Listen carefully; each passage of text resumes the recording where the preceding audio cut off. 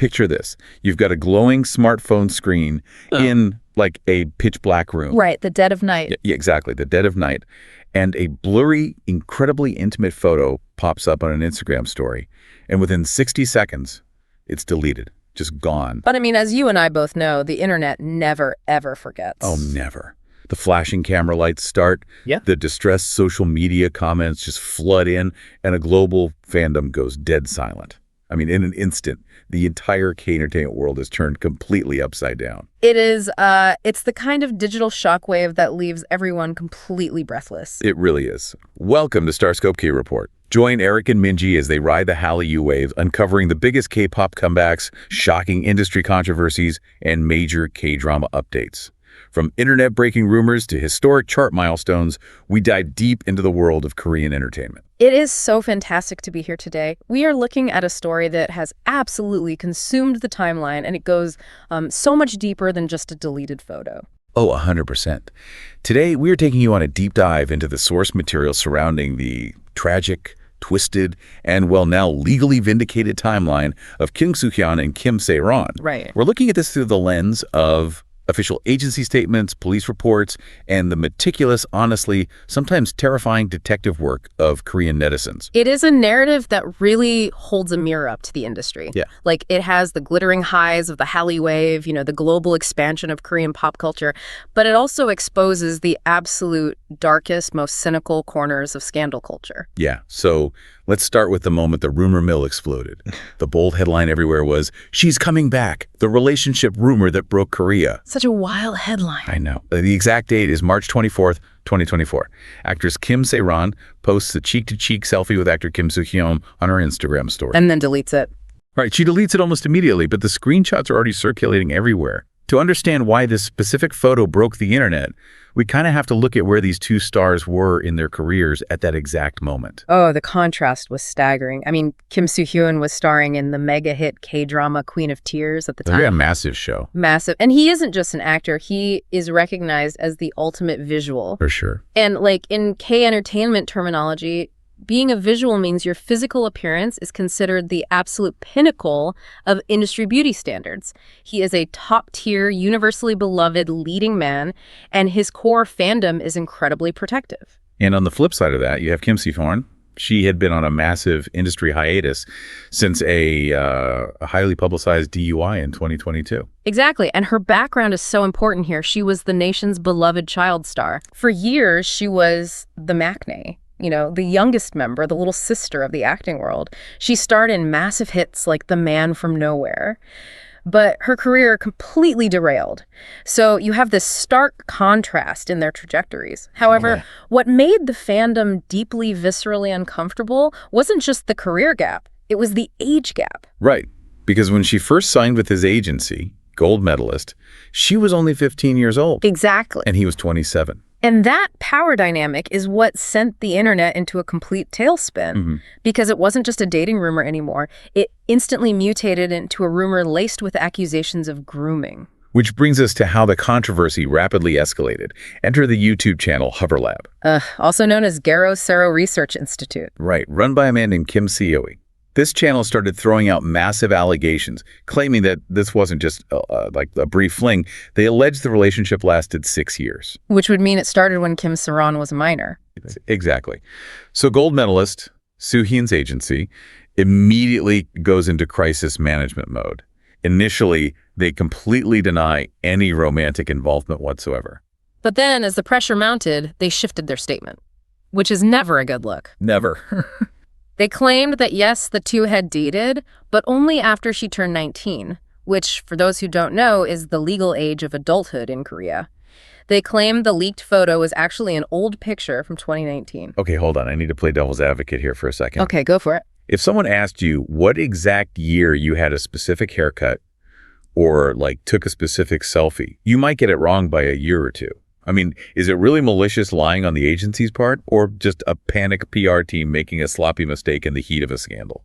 In any other industry, maybe it's a mistake. But in this specific context, the age of 19 is a rigid legal and moral threshold. That makes sense. The agency wasn't just picking a random year. They were specifically picking a year that legally cleared their top actor of grooming allegations. Wow, yeah. That makes it a high-stakes legal defense, not just a casual memory lapse. And this is exactly where the K-netz, the Korean netizens, stepped in to test that defense. You really can never underestimate the archival power of a K-entertainment fandom. They don't just Google things. They maintain these, decentralized databases. It is brilliant and terrifying all at once. It really is.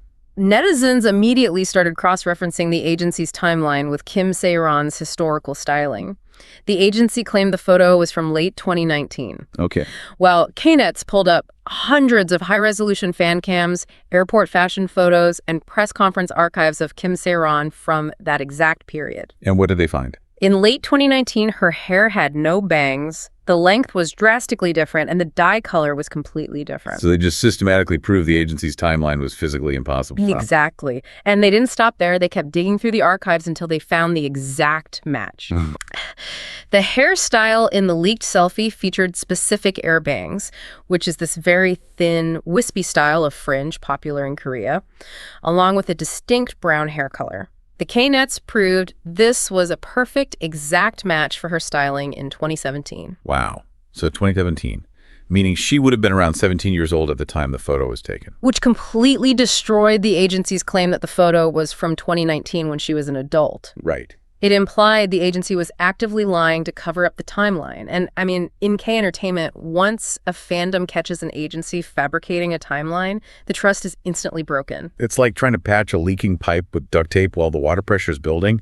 You cover one crack like the timeline, and the pressure just blows out a massive hole somewhere else, flooding the whole room. That's a great way to put it. You just can't throw out a fake date and expect people who have categorized every single airport appearance to not check your math. And they checked the math. The public sentiment turned incredibly toxic incredibly fast, but the timeline of that photo was really just the surface. When you look at why she posted it in the first place, you uncover a much darker, much more desperate financial reality behind the scenes. And you do have to shift to a much more somber tone here because the pressure ultimately ended in absolute tragedy. Yeah.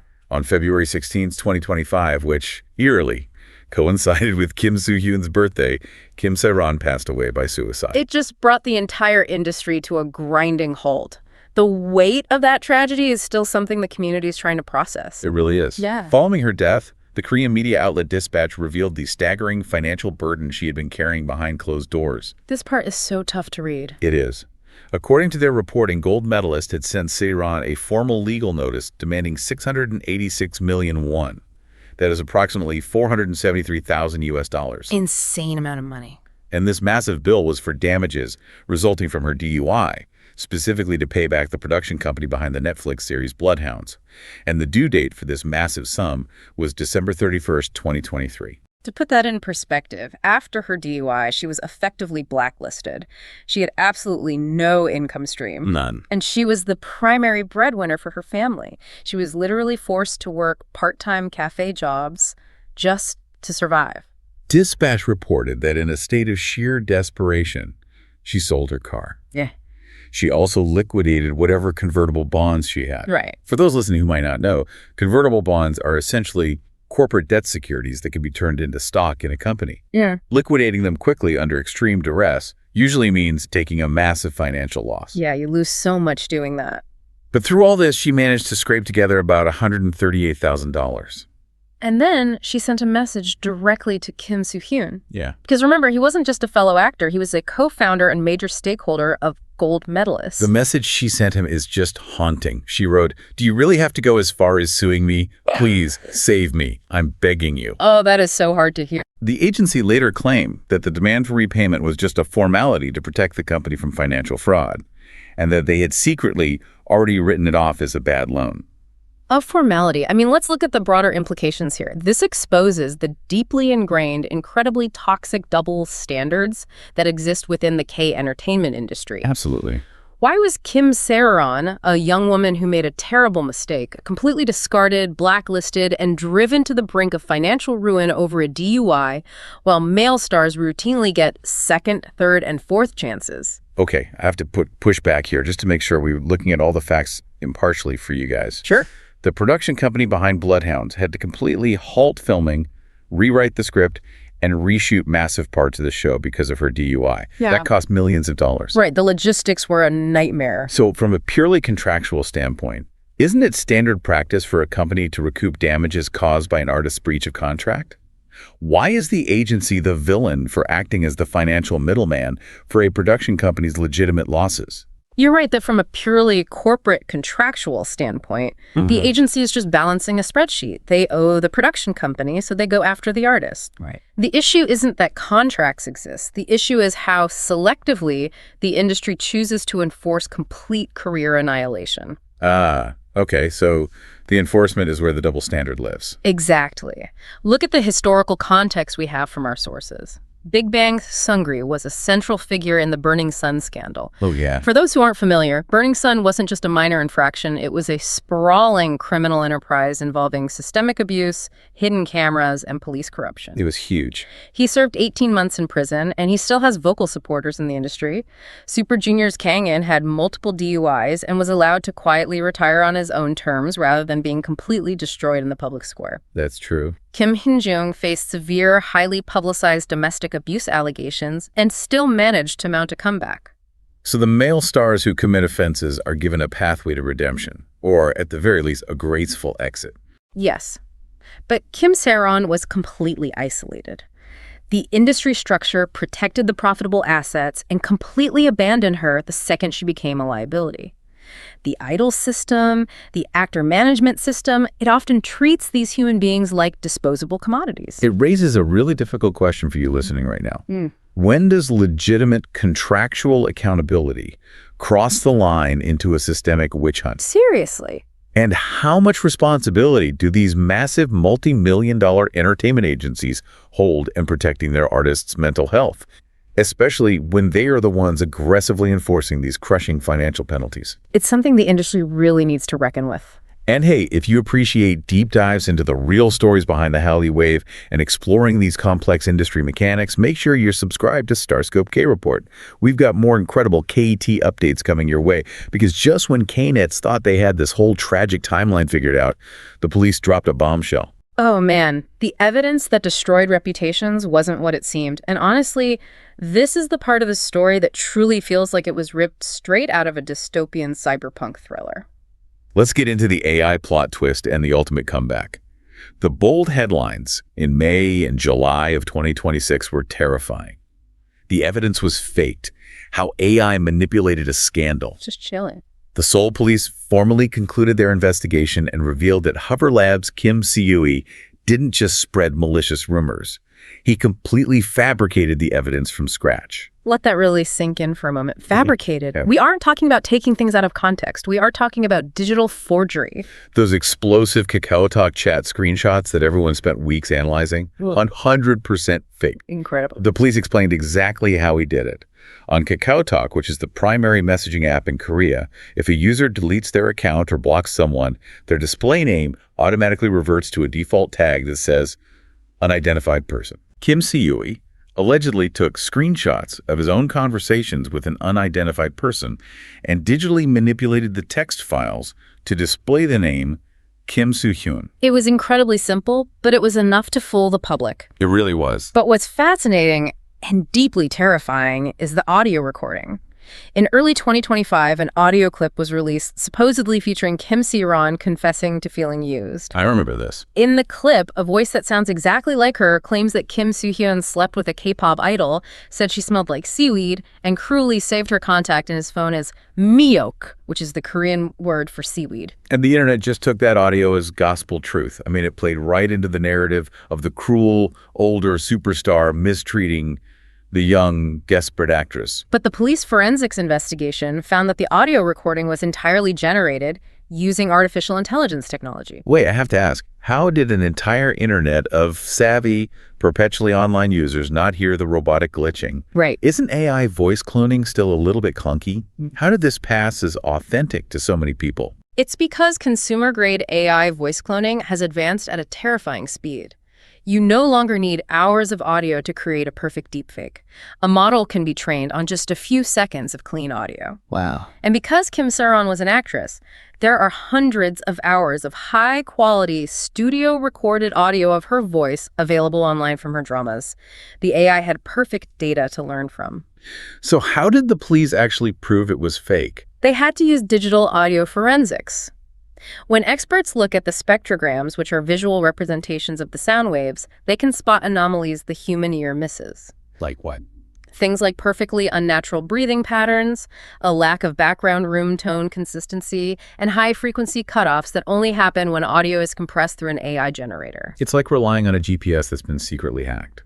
You think you're following solid evidence right to the truth, but the underlying data is steering you straight off a cliff. That is exactly what it is. It was a literal deepfake audio file weaponized to destroy a man's career and manipulate the legacy of a deceased woman. And the fallout is unprecedented. As a result of these forensic findings, the Seoul police officially cleared Kim Soo-hyun of all Child Welfare Act violations. Right. Kim Soo-hyun was arrested. Wow. Yeah, the court issued a formal arrest warrant for defamation, stalking, and forcing the use of recorded materials. And Kim Soo-hyun's legal team is not letting this go quietly. They're suing for 12 billion won in damages. That's roughly 8.8 million US dollars. Good for him. This raises such an important, horrifying question about the future of K-pop fandoms, though. We mourn for Kim Sae-ron, whose reputation and final days were battered by fabricated files. Yeah. And while there is a massive sense of relief for Kim Soo-hyun, the damage was already done. When the rumors peaked, he lost major multi-million-dollar endorsement deals. Prada, K2, Home Plus, Tous les Jours, Dinto, they all dropped him. Because brands in Korea are incredibly risk-averse. The moment there is a hint of scandal, the morality clauses in those contracts are activated. Exactly. It highlights how fast both K-netz and international fans will believe a well-edited screenshot or a voice note. We are so conditioned to trust the receipts that we don't stop to ask if the receipts were generated by a computer. But here is where the story takes a turn toward resilience. Yes. Despite everything, the loss of global brands, the suspension of his Disney Plus drama knockoff, Kim Soo-hyun is mounting an absolute all-kill level comeback. An all-kill.